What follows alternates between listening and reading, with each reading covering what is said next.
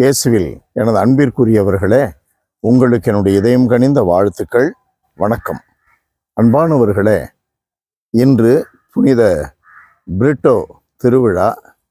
யோவான் நற்செய்தி 12ஆம் அதிகாரம், அதில் 24லிருந்து 26வது இறை வார்த்தை.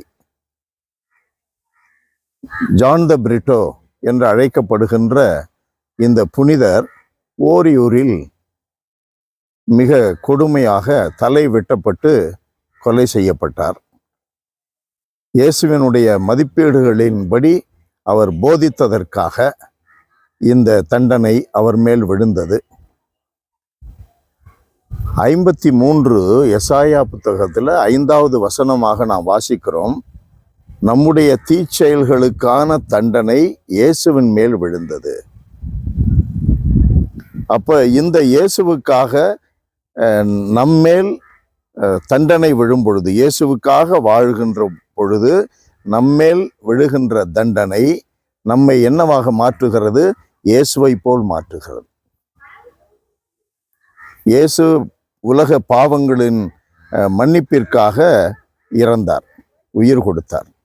நம்முடைய பாவங்கள் அனைத்தையும் மன்னிக்க அவர் இரத்தம் சிந்தினார். கிறிஸ்துவை பின்பற்றுகிறவன் தன்னை மறுக்க வேண்டும். ஜான் த பிரிட்டோ தன் உயிரை மறுத்தார், சுயநலத்தை வேறு அறுத்தார். இயேசுவை பின்பற்றுவதற்காக எதையும் விட்டு கொடுக்க, தன் உயிரையும் விட்டு கொடுக்க முன் வந்தார். அதனால் இயேசுவை போல தந்தை கடவுளுக்கு மகனானார். அவருடைய இரத்தம் அந்த பூமியை புனிதப்படுத்தியது. பூமியினுடைய பகுதியில் நிறைய கிறிஸ்தவர்களை இயேசுவுக்கு கொண்டு வந்தது, நிறைய மக்களை இறை நம்பிக்கைக்கு கொண்டு வந்தது. நம்முடைய வாழ்க்கையில இவரை போல வாழும்படி நாம் இந்த புனிதர்களின் திருவிழாவை கொண்டாடும் பொழுதெல்லாம் அவர்களை போல வாழும்படி நாம் அழைக்கப்படுகிறோம், நாம் தூண்டப்படுகிறோம்.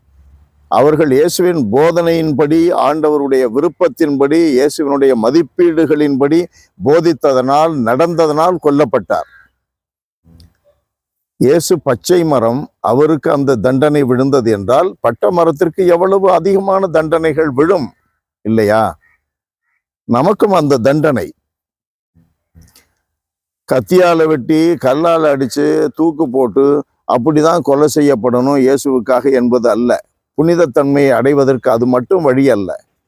100 வயசு வரலும் கூட இரு, தினந்தோறும் இயேசுவினுடைய மதிப்பீடுகளுக்காக உன்னை ஒருத்து, உன்னை கட்டுப்படுத்தி, உன்னை ஒரு நெறிமுறைகளுக்குள்ளேயே எப்பொழுதும் வளர்த்து சாட்சி பகர்ந்து வாழ்வதும் புனிதத்தன்மை அடைவதற்கான வழிதான்.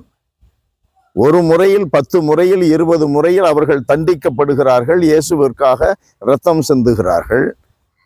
பல முறை, பல 100 முறை, பல 1000 முறை வாழ்க்கையிலே நீ இயேசுவுக்காக உன்னை அடக்கி ஆளும் பொழுது, இயேசுவுக்காக சுயநலத்தை வேறு அறுத்து வாழும் பொழுது, அப்படிப்பட்ட வாழ்க்கைக்கு உரியவர்கள் புனிதர்கள் ஆகிறார்கள்.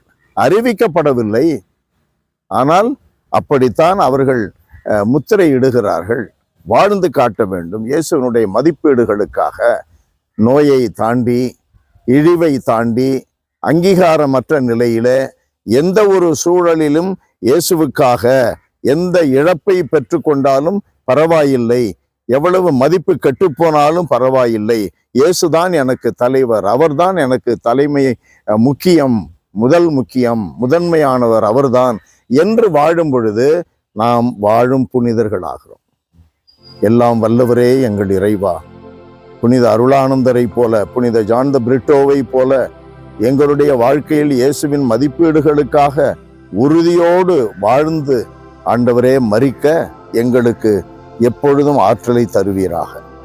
அப்படிப்பட்ட சாவை சந்திக்க எங்களுக்கு வாய்ப்பு இல்லை என்றாலும் கூட வாழும் காலம் வரை உமக்கு சாட்சியாக வாழ்ந்து மற்றவர்களுக்கெல்லாம் நாங்கள் ஒரு வழியாக இயேசுவை அனுபவிக்க, இயேசுவை நம்பி அவருடைய சீடர்களாக மாறும்படி நாங்கள் வாழ்ந்து காட்ட எங்களுக்கு ஆற்றலை தாரும், இறை ஆற்றலை தாரும்.